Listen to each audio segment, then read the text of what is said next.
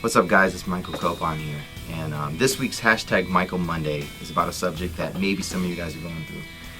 For me, I was going through this when I was a lot younger.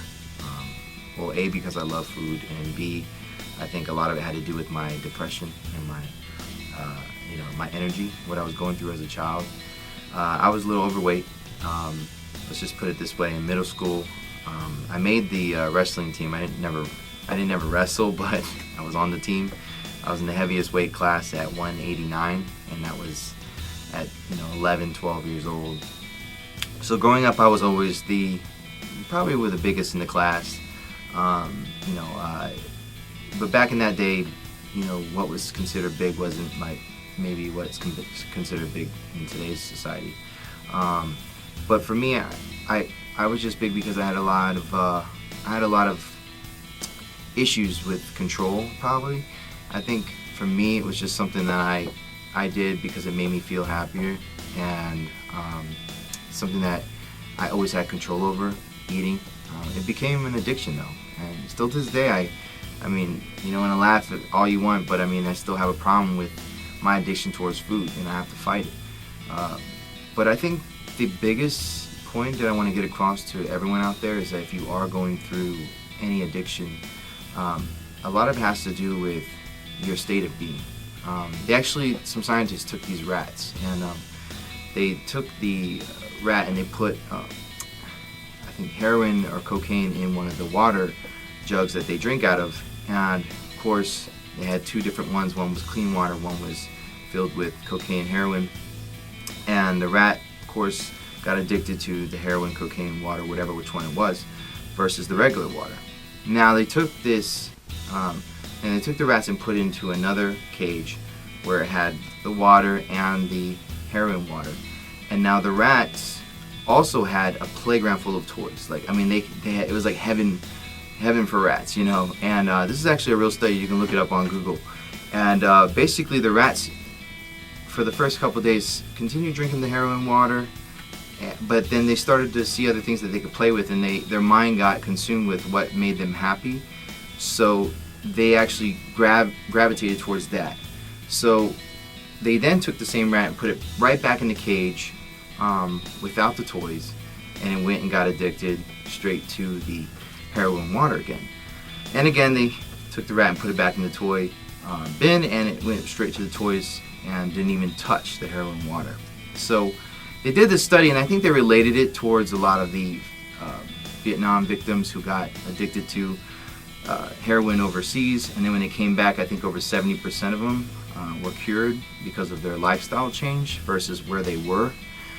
So that article kind of stuck out to me, and I was like, you know what? It does have a lot to do with your happiness and where you are in life. I think the hardest thing is we live in this world where we want things now. It's like we got to lose weight now, we got to get this thing now. It's like what they call the microwave nation.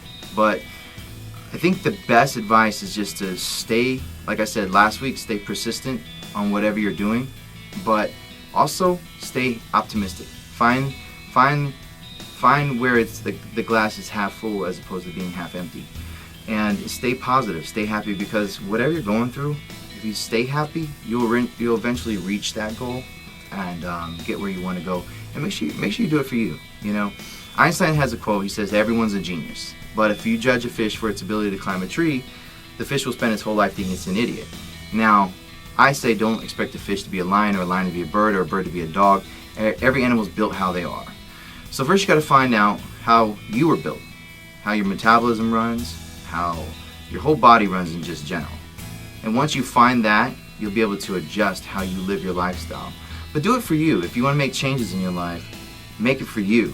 Don't do it for your other people. And I used to do it for other people when I was younger, and even in the beginning of my modeling career. I was just always trying to stay thin and everything because that's what they wanted. But I wasn't really doing it for myself. So somewhere along the line, I became awake, and I was like, I'm going to do this for me.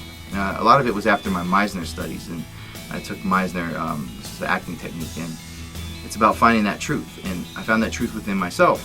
So I was able to gain weight or lose weight depending on how I felt in the moment, and for a role or whatever the case is. So I guess my encouragement to you guys this week is, if you're going through that and you're not happy about your appearance, don't compare yourself to others. Stay focused on you and where you want to go. Stay focused on your own goals. Don't look at how someone is living their life. Just stay steadfast, stay persistent, stay happy, optimistic, and that happiness will get you to your goal. Because if you fall into depression and if you fall into anxiety, you will not reach your goal. You'll only gain more weight and you'll only become more depressed, and it's not the right way to go. So as a friend to my fans, as a friend to my friends, please stay optimistic, find the optimism in everything, and stay persistent. And I love you guys. I hope this helped. #Michael Monday. See you next week.